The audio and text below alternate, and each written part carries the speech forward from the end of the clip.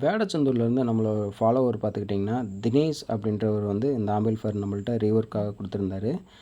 அவர் பார்த்துக்கிட்டிங்கன்னா, இதில் வந்து சப்வூஃபர் ஜேபிஎல்லும் லெஃப்ட் ரைட்டுக்காக 8 இன்ச் யூஸ் பண்ணுறேன் அப்படின்னு சொல்லி இந்த ஆம்பிளிஃபையர் வந்து ரீவொர்க் பண்ணியிருக்காங்க. பட்டு கஸ்டமர்கிட்ட கொடுத்து அதை ரெடி பண்ணியிருக்காங்க. பட் அவ்வளோக்கா சர்டிஃபிகேஷன் இல்லை அப்படின்னு சொல்லிட்டு பாதி வேலையோடு அப்படியே நிப்பாட்டிட்டு நம்மளுக்கு வாங்கி அனுப்பிச்சி விட்ருந்தாரு.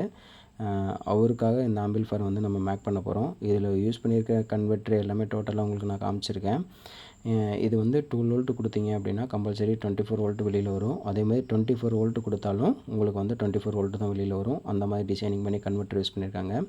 லெஃப்ட் ரைட்டுக்காக பார்த்துக்கிட்டிங்கன்னா எல்ஏ 4440 ஐசி யூஸ் பண்ணி பக்காவாக ரெடி பண்ணியிருக்காங்க. சப்புக்காக பார்த்துக்கிட்டிங்கன்னா 4 ஐசி, அதாவது IRF 250 யூஸ் பண்ணியிருக்காங்க. பட் அதில் ஆடியோ சரியாக இல்லை. பூராமே கஸ்டமர் கொடுத்தளவுக்கும் நிறைய பிரச்சனைகள் பண்ணிட்டாங்க. ஒரு கூலிங் ஃபேனும் இதில் வந்து வயர் சிஸ்டம் எல்லாமே இருக்குது. இதை எனக்கு கொடுத்து எனக்கு பக்காவாக ரெடி பண்ணி தர முடியுமாண்ணா அப்படின்னு சொல்லி கேட்டிருந்தாரு.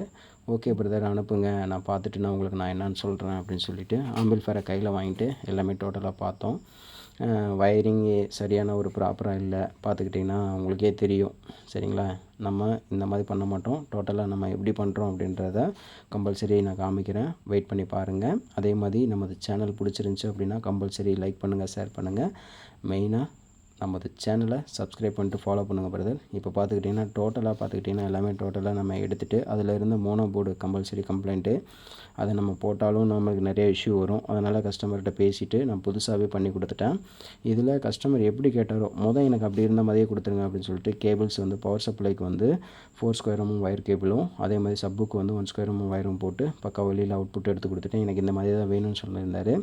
அதே மாதிரி கேபிள்ஸ் எல்லாம் பார்த்துக்கிட்டிங்கன்னா 4 ஸ்கொயர் வயர் போட்டு தான் பவர் சப்ளைக்கு நான் கொடுத்துருக்கேன். நீங்கள் உங்கள் சோலில் நான் காமிச்சிருக்கேன், பார்த்தீங்கனாலே உங்களுக்கு தெரியும். ஆடியோ டெஸ்டிங் வந்து பார்த்துக்கிட்டிங்கன்னா கம்பல்சரி என்னால் போட முடியல. கஸ்டமர் கொஞ்சம் அர்ஜென்ட் பண்ணிட்டார். அதனால் கொஞ்சம் வேகமாக குயிக்காக பண்ணி பக்காவாக ரெடி பண்ணிட்டோம். இதிலேயே கன்வெர்ட்டரில் கொஞ்சம் இன்டர்சேஞ்ச்லாம் நம்ம நிறைய பண்ணி அதில் நம்ம கொடுத்துருக்கோம். அவர் கொடுத்துருந்த பிடி சப்புபரி எல்லாமே டோட்டலாக அதுவே வச்சு எக்ஸ்ட்ரா வந்து நம்ம கேஎம்எஸ் போர்டு 4 பிட்டு மோனோ போர்டு கிடையாது, ஸ்டீரியோ வந்து அப்படியே நான் மோனோ பண்ணியிருக்கேன். கேஎம்எஸ் அண்ணாவோட ஃப்ரிட்ஜ் பேப்பர் வச்சு கம்பல்சரி பண்ணியிருக்கேன். இதில் யூஸ் பண்ணியிருக்க ஐசின்னு பார்த்துக்கிட்டிங்கன்னா 52001943 யூஸ் பண்ணியிருக்கேன். ஆடியோ டெஸ்டிங் வந்து பட்டாசு கிளப்பிடுச்சு. கஸ்டமருமே வாங்கி போட்டுட்டு ஃபுல்ஃபில் ஆகிட்டார். என்னோடய வருத்தம் என்ன அப்படின்னா கம்பல்சரி இதோட ஆடியோ டெஸ்டிங் வந்து என்னால் போட முடியல.